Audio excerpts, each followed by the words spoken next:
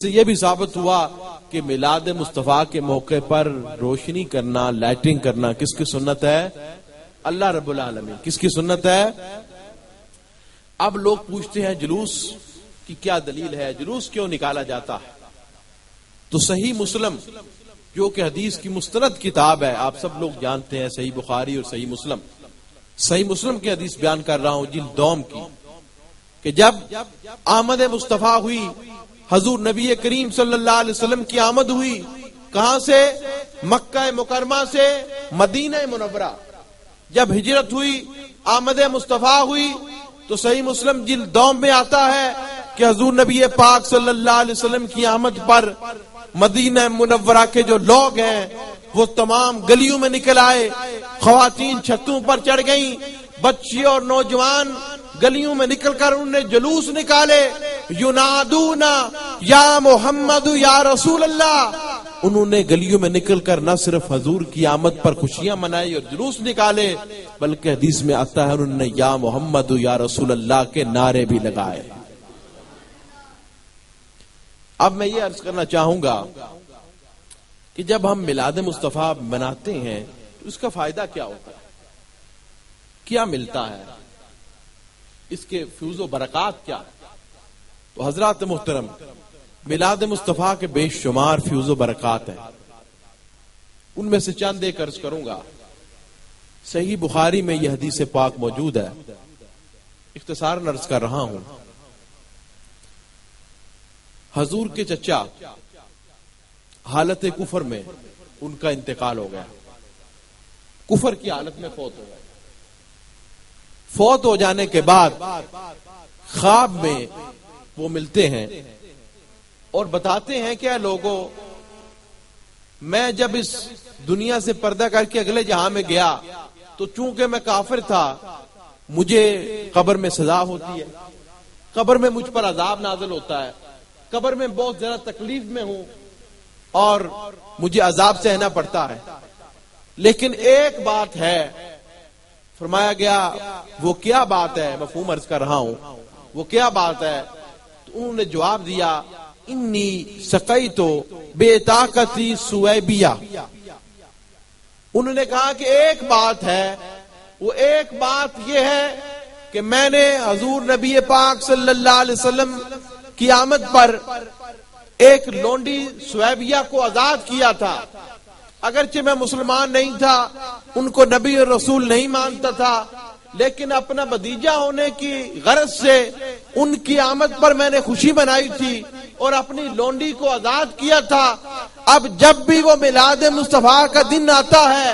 جب بھی وہ پیر کا دن، سوموار کا دن آتا ہے، اللہ رب العالمین مجھ کو سیراب کرتے ہیں اور میرے عذاب میں کمی واقع ہو جاتی ہے. کیا کہا انہوں نے کہ جب بھی سوموار کا دن آتا ہے، جس دن میں نے آمد مصطفیٰ پہ خوشی منائی تھی، اللہ رب العالمین مجھ کو سیراب بھی کرتے ہیں، میرے عذاب میں کمی اور تخفیف بھی واقع ہو جاتی ہے. اس مقام پر محدث دہلوی رحمت اللہ علیہ فرماتے ہیں، آپ فرماتے ہیں مسلمانوں، ایک کافر آمد مصطفیٰ پر اگر کوئی خوشی مناتا ہے، اللہ رب العالمین اس کے عذاب میں بھی کمی کر دیتا ہے. تو اگر مسلمان خوشیاں منائیں گے تو اللہ تعالیٰ ان پر رحمتوں کی برسات فرما دے گا. اور یہی نہیں، بے شمار فیوز و برکات ہیں، بے شمار کتب میں یہ واقعات موجود ہیں. اور صرف اپنوں نے ہی نہیں، اغیار نے بھی ان باتوں کو تسلیم کیا ہے کہ میلاد مصطفیٰ کی محفلیں جب انعقاد پذیر ہوتی ہیں، اللہ رب العالمین رحمت کے فرشتے نازل کرتا ہے. اور ائمہ اسلام نے لکھا ہے کہ جن علاقوں میں، جن گھروں میں میلاد مصطفیٰ کی محفلیں سجائی جاتی ہیں، اللہ رب العالمین وہاں اپنی خاص برکتیں نازل فرماتا ہے. اور یہ کافی عرصے تک یہ برکتیں جو ہیں یہ ظاہر ہوتی رہتی ہیں. اور بعض ائمہ نے تو یہاں تک لکھا ہے کہ جو میلاد مصطفیٰ کی محفلیں سجاتے ہیں، اللہ تعالیٰ ان کی جانوں میں بھی برکتیں فرماتا ہے، اللہ تعالیٰ ان کے رزق میں بھی برکت فرماتا ہے، اللہ تعالیٰ ان کی مالوں میں بھی برکت فرماتا ہے، اللہ تعالیٰ ان کے اولادوں میں بھی برکت فرماتا ہے. اور میلاد مصطفیٰ میں جو دعائیں کی جاتی ہیں، اس پروگراموں میں جو اللہ کے حضور سچی نیت کے ساتھ دعائیں کی جاتی ہیں، اخلاص کے ساتھ جو دعائیں کی جاتی ہیں، اللہ تعالیٰ وہ دعائیں بھی قبول فرما لیتا ہے۔ تو ان آیات اور احادیث کی روشنی میں میں نے میلاد مصطفیٰ کی تاریخ بیان کی ہے اور بیان کیا ہے کہ میلاد مصطفیٰ کے فائدے کیا۔ لیکن حضرات محترم، جو ایک چیز سب سے زیادہ ضروری ہے وہ یہ ہے کہ میلاد مصطفیٰ پر اگر ہم خوشیاں مناتے ہیں، لائٹنگ کرتے ہیں، جلوس نکالتے ہیں، محفل و مجلسوں کا اہتمام کرتے ہیں، یہ تمام چیزیں بہت ہی برکتوں اور راحتوں کا سبب بنتی ہیں، لیکن میلاد مصطفیٰ کا سب سے بڑا تقاضا، سب سے بڑی چیز جو میلاد مصطفیٰ کا تقاضا ہے وہ یہ ہے کہ ہم حضور صلی اللہ علیہ وسلم کی سیرت پر بھی عمل کرنے کی کوشش کریں، ہم نماز پڑھنے کی بھی کوشش کریں، کیونکہ حضور کی آمد ہوئی تو اللہ نے ہمیں نماز عطا کی، ہم قرآن بھی تلاوت کریں کیونکہ حضور آئے تو اللہ نے ہمیں قرآن عطا کیا، ہم گناہوں سے بچنے کی کوشش کریں کیونکہ حضور نے ہمیں بتایا ہے کہ یہ کام اللہ نے منع کر دیا، ہم نیکیاں کرنے کی بھی کوشش کریں کیونکہ حضور صلی اللہ علیہ وسلم نے آ کر ہمیں خوشخبریاں دی ہیں کہ اگر تم نیکیاں کرو گے اللہ تمہیں جنتوں میں داخل کر دے گا۔ حضور کی کیا شان ہے، اللہ نے قرآن پاک میں فرمایا انا ارسلناک شاہدا ومبشرا ونذیرا، فرمایا آپ کو حاضر و ناظر بھی بنایا ہے اور اس کے ساتھ ساتھ آپ کو مبشر بھی بنایا ہے، نذیر بھی بنایا ہے۔ مبشر کون ہوتا ہے؟ مبشر وہ ہوتا ہے جو پہلے بتا دے کہ اے لوگو اگر اس راستے پر چلو گے اللہ جنت دے گا، اور اگر اس راستے پر چلو گے جہنم کے راستے پر تو پھر اللہ تعالیٰ تمہیں سزا دے گا،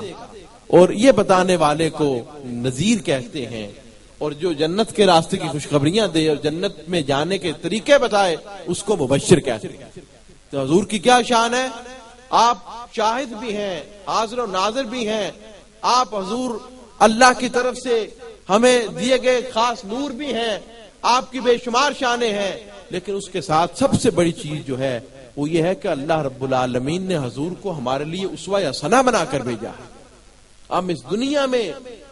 حضور صلی اللہ علیہ وسلم کے مطابق اپنی زندگی گزارنے کی کوشش کریں گے تو کامیاب اور کامران ہوں گے، اور اگر حضور کی اتباع نہیں کریں گے تو ناکامی جو ہے وہ انسانیت کا مقدر بن سکتی ہے۔ اس چیز کو میں یوں بھی سمجھاؤں گا حضرات محترم،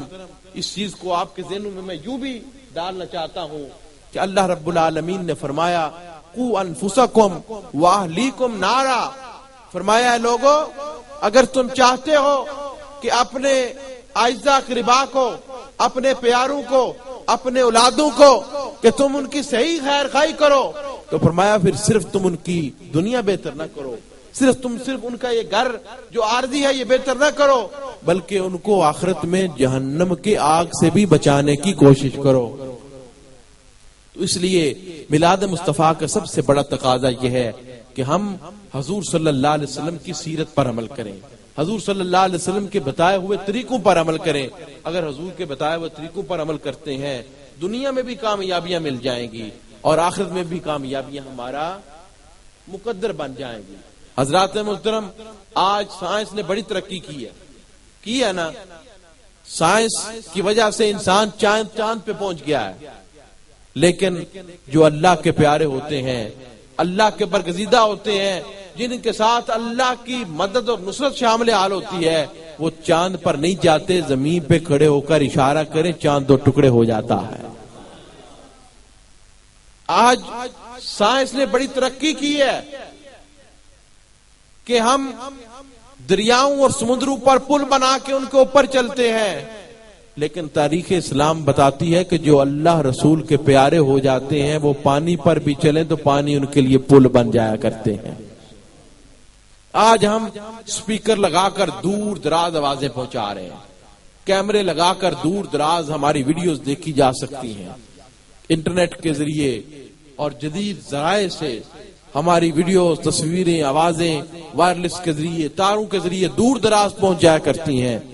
لیکن حضرات محترم، جو اللہ کے پیارے تھے اگر وہ مدینہ کے منبر پر بیٹھ کر خلیفہ ثانی حضرت عمر فاروق رضی اللہ تعالیٰ عنہ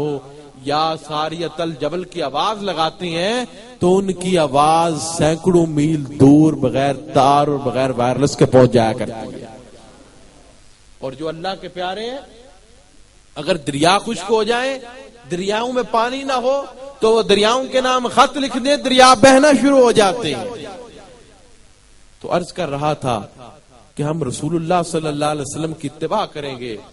اللہ راضی ہوگا. جب اللہ راضی ہوگا اللہ تعالیٰ تمہاری نصرت اور مدد فرمائے گا. صرف تمہاری دنیا ہی بہتر نہیں کرے گا, صرف تمہارے انفرادی اور اجتماعی معاملات ہی بہتر نہیں ہوں گے, بلکہ اللہ رب العالمین اتنا فضل فرمائے گا کہ دنیا کے ساتھ ساتھ قبر حشر کی منزلیں, آخرت کی منزلیں ساری بہتر فرما دے. اور اگر تم اللہ رسول کے احکامات پر عمل نہیں کرو گے تو دنیا میں بھی ناکامی, دنیا میں بھی بے چینی, دنیا میں بھی پریشانی, دنیا میں بھی بے سکونی, دنیا میں بھی قسم قسم کی تکالیف, اور قبر میں بھی عذاب ہوتا ہے, آخرت میں بھی عذاب ہوتا ہے. تو اس لیے میلاد مصطفیٰ کا سب سے بڑا تقاضا یہ ہے کہ ہم اللہ اور اس کے رسول کے بتائے ہوئے طریقے پر عمل کریں تاکہ دنیا بھی بہتر ہو جائے, تاکہ آخرت بھی بہتر ہو جائے, تاکہ قبر حشر کی منزلیں بھی بہتر ہو جائیں, تاکہ اللہ رب العالمین ہمیں جنت میں بھی داخل فرما دے. اللہ کریم ہمیں ان تمام باتوں پر عمل کی توفیق عطا فرمائے. جن ساتھیوں نے یہ محفل سجائی ہے بڑے خوش نصیب ہیں, وہ جنہوں نے یہ محفل سجائی ہے وہ بڑے خوش نصیب ہیں. ایک شعر عرض کروں گا ان لوگوں کے متعلق جو نبی کے قریب ہوتے ہیں وہ خدا کے حبیب ہوتے ہیں.